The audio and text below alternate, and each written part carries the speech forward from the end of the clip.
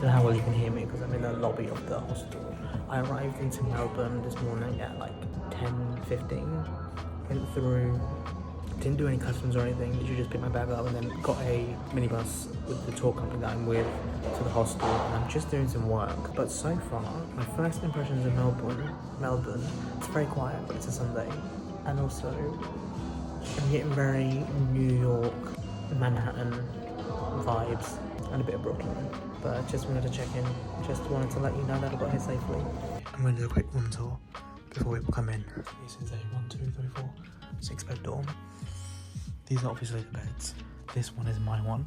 I'm near the window. All the stuff is in here. Look at the size of the lockers. Pretty big, pretty decent. Pillow, blanket, do everything in there. Everything's going to fit in there fine. And then you have a little shelf here with a plug light and the shelf, which is pretty decent. And the bed is soft. And this is the view. I do get pretty overwhelmed with big rooms though, but everyone in this room is on my tour plan, so that should be okay. I'll show you the toilets and everything in a minute. So far it seems very quiet, but there was just a massive group of tour kids that turned up. I kid you not, the way my face just lit up finding out that this is the bathroom. So there's no shower in this one, it's a toilet, but unlike Wake Up, these are all separate, so I can go to the toilet in peace. I'm not going to show you the toilet, but obviously the toilet is there. Bathroom, sink. I have toilet anxiety, so this is great for me. This is a room with a shower in. I don't want to do it in case someone walks in. But yeah, pretty cool. I say cool. Okay for a hostel. Yeah, for movie, cinema on level 2. There's a workout space, but there's someone in there, so. Why would she leave? She's not leaving. Okay, I showed you the kitchen and the same Flora's kitchen is the laundry space. Okay, I think these are $5 for drying and $6 for doing a wash, which is, I think, quite a lot, but also not a lot. I don't know. We're going up to 8, which is the rooftop, which looks pretty nice.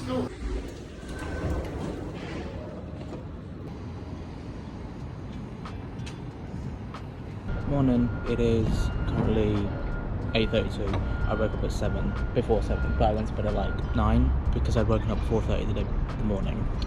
Sitting on the roof, or not the roof is up there, it's like patio bit. I've got my granola and fruit and stuff. Had a really nice shower last night and also this morning. Did a shave, did all of that. Feel refreshed, feel put together. I think today I'm going to check out some areas in terms of renting. Like I just want to have a look at different regions, suburbs of Melbourne. There is nothing more humbling than trying to buy public transport tickets in a different destination. I think this is the first place that I've struggled with the most after New York. Because in New York I bought the wrong pass and spent like $50 on a pass that was for just the air train, and I needed it for the metro in a panic because I had to get to my Broadway show. I went for the Mikey Money, which is like not so regular travel. I had a little pamphlet and everything, and I decided to go with that one after asking 2 people because I'm not travelling loads every day. It doesn't make sense for me to get like a pass, which is the Nike pass, even though I got a little like tap on tap off card. You get a card and then there's 2 options. You get a Nike pass or Nike Money. And Money is just like contactless, but you put money on. And then Nike pass is you have to buy like 7 days at a time. It's pretty confusing. I would recommend if you do get stuck, just ask because they're pretty helpful. I'm waiting for my metro train, whatever, to South Yarra, which I don't know when it is because I cut off the Wi-Fi. This is where I need to be going, but I missed it in a faff. The next one I need is Cranbourne, and that's what the sign says. So, it's great. Also, I love talking to myself.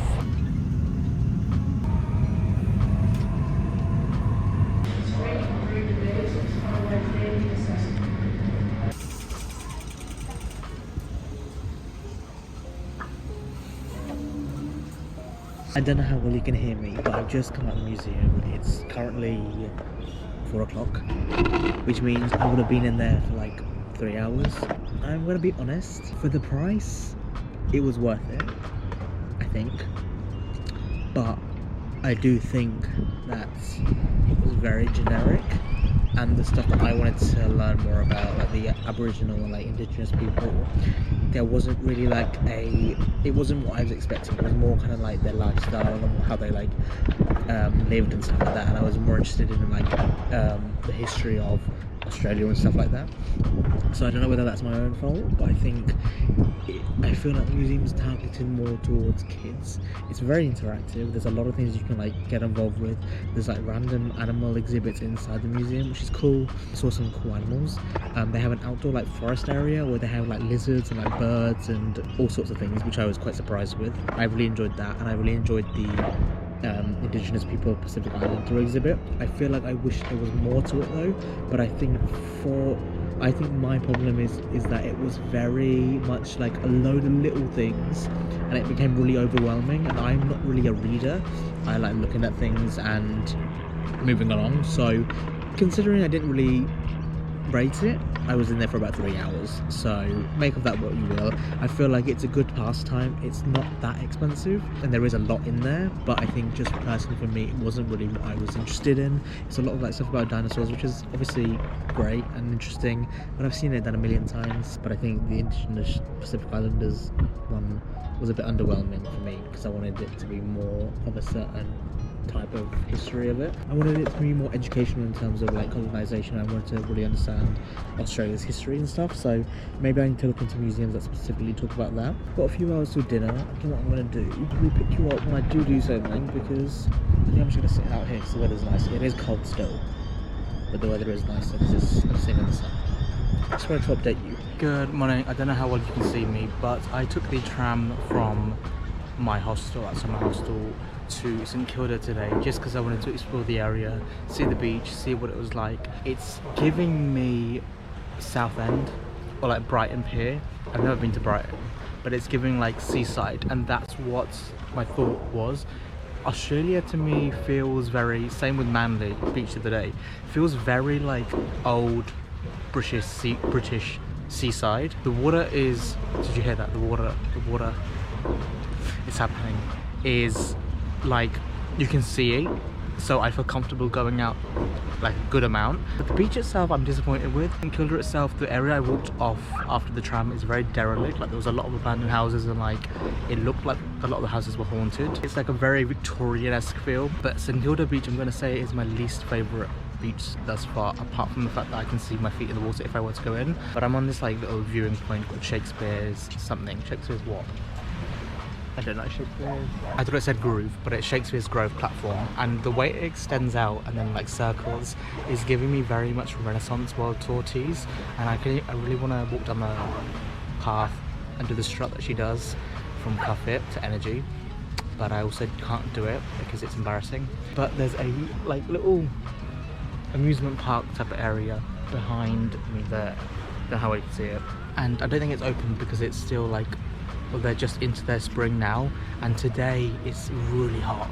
Like, it's really hot. I wore a fleece because it was shit. Like where I was, it was cold, but here it's boiling. But everything's like open, and so that makes sense.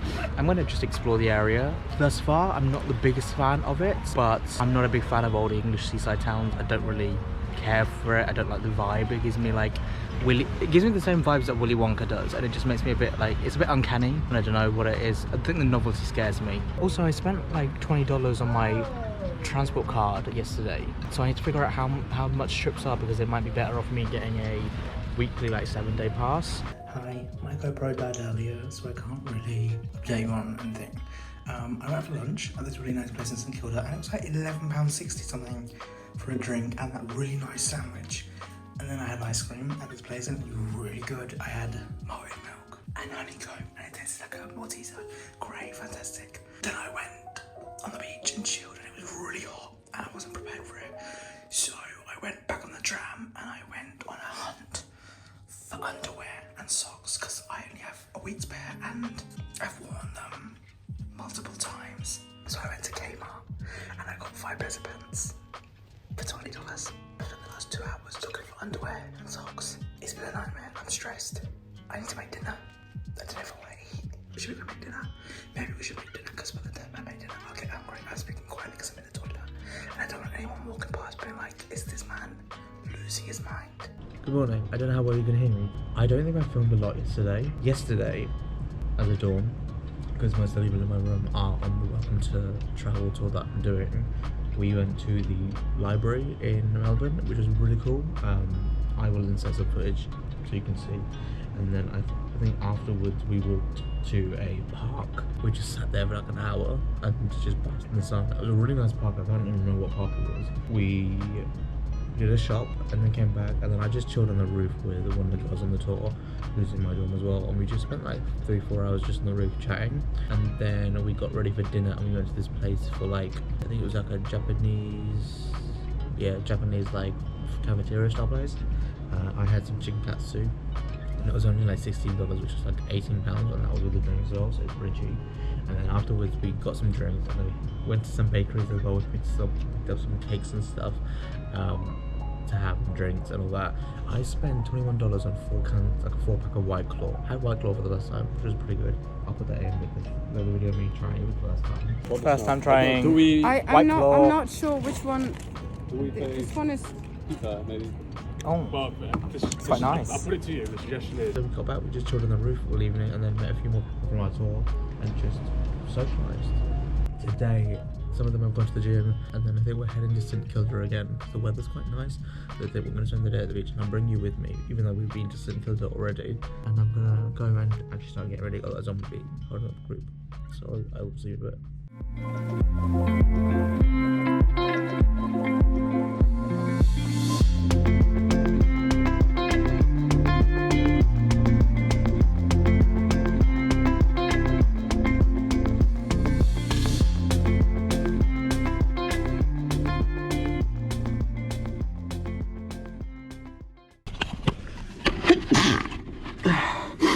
Hi, good morning. I don't know how well you can see me. I thought I'd update you while everyone's out the room because then it's quieter. I don't know what I updated you. Yesterday morning I told you that we were going to go to St Kilda. We did, as a group. There's like 9 of us, 10 of us that went out.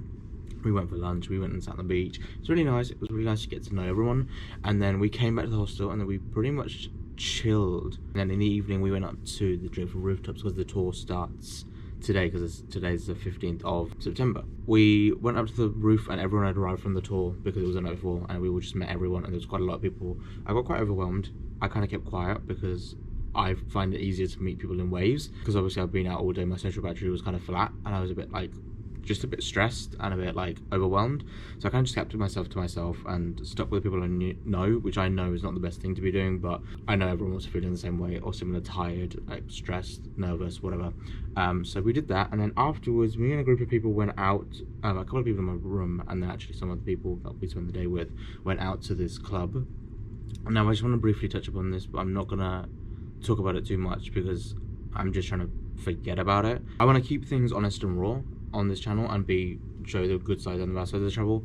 And I just want to say that when we went to the club, I'm 25, and we arrived, this bouncer was looking at my ID, scanning my face with the cameras, and was being really funny. Like, he kept looking at my ID and kept looking at me and kept looking at the camera, and he looked very unconvinced, and he was like, "You can't get in, mate, you're 17." I was like, "Oh, haha." Like, you know what, I was like, Australians have this sense of humour that's like similar to the British humour, and I was like, okay, he's just pulling my leg. So I was like, okay, you being serious? He's like, and they just didn't speak. All my other friends, the people I was with, started to get let through, and like there was a group of them like conglomerate meeting up overhead inside. I was like, and then I just stood there like awkwardly for like 10 seconds, and then I tried to go through, and like he fully put his hand out and he was like, "You can't get in, you're not allowed in, you're 17. I was like, "But I'm not, I'm 25. And he's like, "No, you're not." I'm like, "Yes, I am." So then the guy next to him, the other security guard, was like, obviously saw that he was causing me hassle, and I was getting a bit panicked.